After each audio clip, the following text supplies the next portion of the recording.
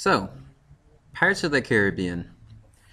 It's quite a successful franchise, and it's famous, and for good reason. It's one of those movies which deserves its good reputation. And it doesn't have an overblown reputation either. So, I love these movies, and plenty of people love these movies. So, I'm not sure if they originally intended to make a series out of it, like when they made the first movie, Pirates of the Caribbean, Curse of the Black Pearl. Maybe they intended it to be a standalone movie. I don't know, but it's cool how they made a movie after a theme park. I mean, usually they make a movie and then they make theme parks after it, but it's kind of the opposite here. So, what I liked about the first movie was that it was the first really good pirate movie that wasn't campy. Yeah, campy is the word I'm looking for. I mean, there are other good pirate movies, but they're old and they're campy and kind of cheap. But this one is good quality, and this is the perfect pirate movie. And this is also, as far as I know, the first pirate movie that actually shows pirate skeletons. It adapts that into a movie. I mean, because pirate skeletons, it's just kind of like an iconic image for Halloween and stuff. You know, you see skeletons and usually pirate skeletons or something like that, and there's not really any story to it. It's just an iconic image, you know? And this movie actually takes that iconic image and it gives it a story. You know, these guys become skeletons because of the curse and because of Aztec gold and stuff. That's what I liked about it. But then, the cover image has like a skull and the red bandana on the head on head, and that's a cool image. And to me, it just looks like a Jack Sparrow. I mean, Jack has the red bandana, and so all through the movie, I'm kind of waiting for him to turn into a pirate because that's what's on the front, that's what's on the cover. So near the end, where Jack Sparrow's fighting Barbarossa and he finally turns into a skeleton, I'm just like, fuck yes. He finally becomes a skeleton, like in the cover image. Finally. Well, I guess that's just a little quirk, but I'm glad they did that.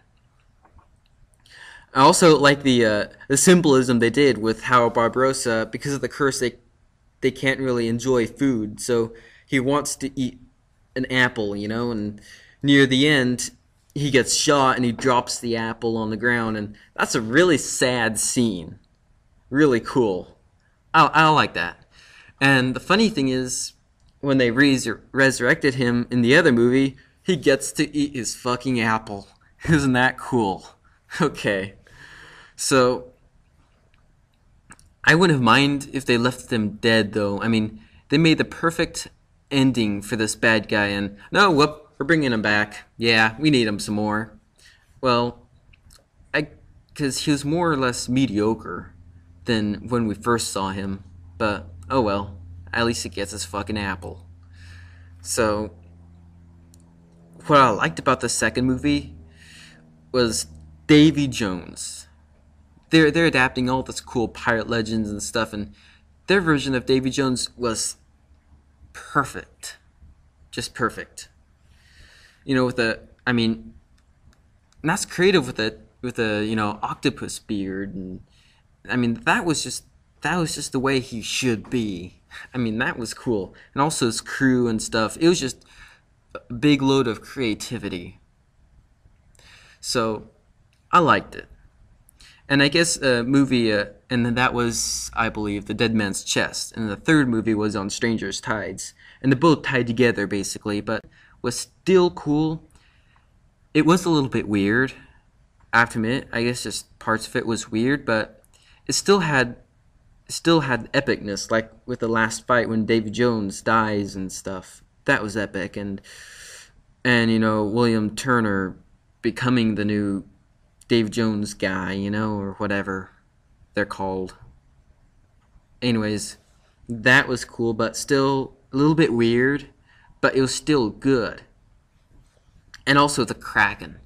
Oh yeah, how the Kraken was mostly in the second movie, but yeah, it wasn't the Kraken dead for the third movie. Yeah, I think it was.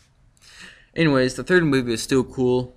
And then, just about a year ago, they came out with the fourth movie, which the name escapes me right now, because obviously this is an unscripted video right now, so I'm just pulling stuff out of my head right now. But you know, the fourth movie, the most recent one, it was okay. Yeah, I mean, but it was still a good movie, but not quite as good as all the others. But I enjoyed watching it. But they're running out of things to do. I mean, okay, we got Blackbeard. He's okay, you know, he's pretty cool. He's not as cool as Davy Jones or Skeleton Pirates, but he's pretty cool. And you know, they have mermaids. That's cool. But I think that they've hit their high point and they need to stop making movies right now. Basically, they need to leave it at that. 4 movies, great. 5th movie, I don't think it would be so great. Like, when you've got some good going for you, you keep going, but only as long as it stays good. You need to stop before it starts getting stale. And that's how it's going for the Pirates of the Caribbean series. It's a good series, and it's really creative, and we like it, but they need to wind down and just let it be. They need to let it age, and just those 4 movies themselves are iconic. They're gonna be enough for us. You know, I mean, it's like the Star Wars series. What if they made Star Wars Episode 7? That would suck. So same thing for Pirates of the Caribbean. Leave it at 4. Don't make 5. It is good as it is. Although, I guess this would be impossible, but if they ever did make a 5th movie, if they could somehow resurrect Davy Jones and have him and his crew fight skeleton pirates, wouldn't that be fucking awesome, man? That would be awesome. Anyways, I'm just daydreaming again. That's my thoughts on the Pirates of the Caribbean series. I hope you enjoy this video, and have a good day.